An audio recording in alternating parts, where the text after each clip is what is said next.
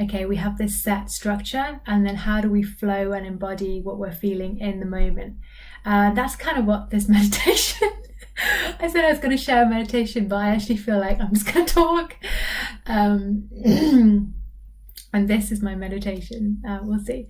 But basically, the Muse meditation is on how to engage with structure, with sensuality. So we have this solid, this linear kind of coding program.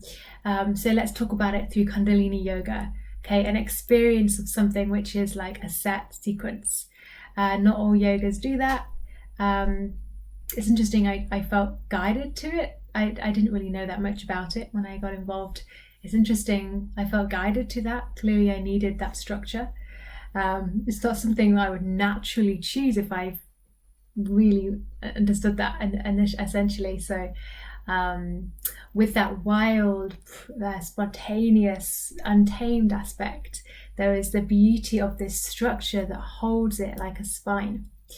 So it's a skeletal structure, and then with that, it's not just that and only that, it's with that we breathe through and we experience freedom with and through and around the structure.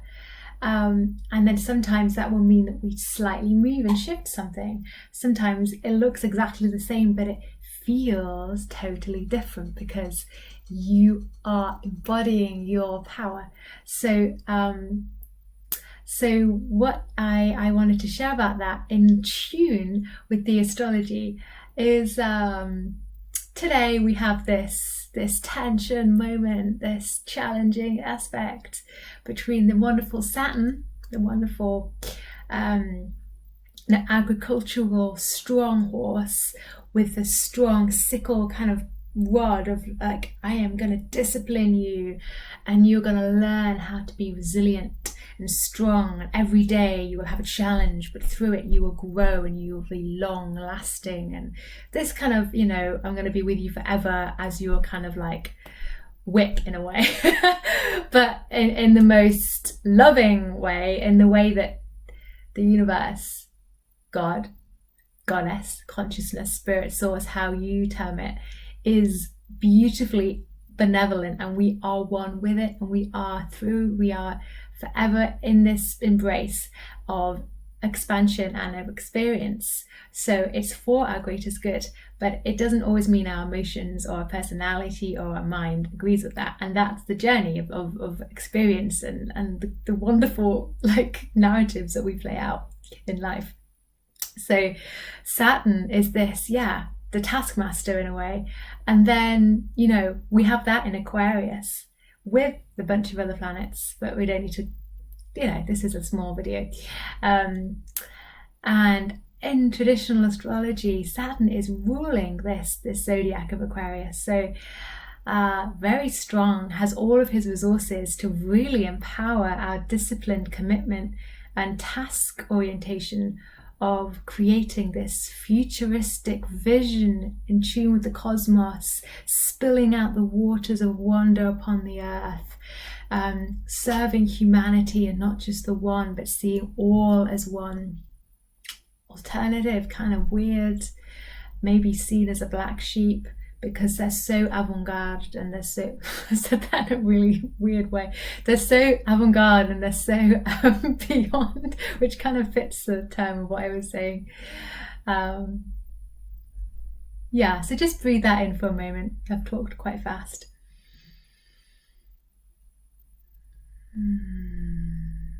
Quite a lot of energy. So this is why yoga is so great, because it helps us to work with the energy, just like many forms of physical exercise do. And when we blend it with emotional, physical, mental interaction, we start to get this holistic engagement, which is when we move as one. So all of our bodies, all of our etheric, our emotional, physical, mental bodies, spiritual bodies move together in a harmony, and yoga means union, so it's that unifying potential. So then with the square is squaring the beautiful feminine yin Taurus, and this Uranus and Taurus is saying, I want to bring lightning bolts of freedom and independence and new ideas and revolutions, and it's going to be sensual. We're going to feel it with all our senses. I want to feel the flow. I don't want to be restricted. I want to feel the flow. I don't want my fixed vision to restrict me. I just want to I want to be committed to my everyday sensuality. So there is a real symmetry between Taurus and Aquarius, and that's because they're both fixed signs. But they square because one is Yang, Aquarius, and Taurus is Yin. And Aquarius is quite futuristic, whereas Taurus is quite, based on the everyday reliability and durability of things on the earth, where Aquarius is quite cosmic and looking beyond that.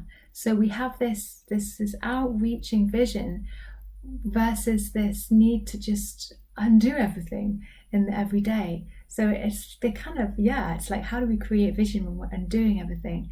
And that's, I guess, giving us a clue, and they're the two ingredients that go in the potion, as well as all the other little things that come in that serve and feed us, and then we create something with that. So that's the magic of the alchemy, is that we basically are creating something revolutionary and visionary together with these energies. So this is really what I want to offer through the yoga and the meditation that I'm creating, and with friends, because this is the co-creative Aquarian nature, is that me and like-minded friends in this space want to do it together, and so we're having our own sessions, and I'm going to start co-creating. So there's this bubbling alchemy of wonderful herbal spiritual craft that's just creating itself, and it's in this process of the yoga and the engagement, the musing, the movement, and the feeling that we can start to, we are that alchemical pot, and we start to mix. And that's my prayer and intention for these sessions, is to offer you a space to be able to mix and alchemize through whatever is occurring, and whether or not you engage with the stars and the planets at all. It might be an internal experience is experiencing for you that's on a similar wavelength, and that's great. So it's we bring it all in, and we just move, and we let go, and we see where spirit takes us. We see where your sovereign, beautiful soul guides you, for you personally, and that's your experience. And we're all kind of just doing it alongside each other, independently and yet together as one. So it's a mystical experience, and it's part of a journey that you might want to involve here and there, or regularly, or just try out. You'll be so welcome. I'm doing it by donations. So if you can give, you're welcome to give whatever. I've sort of put a little estimation, if you like, on my blog site, and it's all by Zoom, of course, like many things are, and they're on Thursdays at 6 p.m. for about an hour to an hour and a half-ish. I'd love to hear from you if you're interested, and look forward to meeting you. Bye.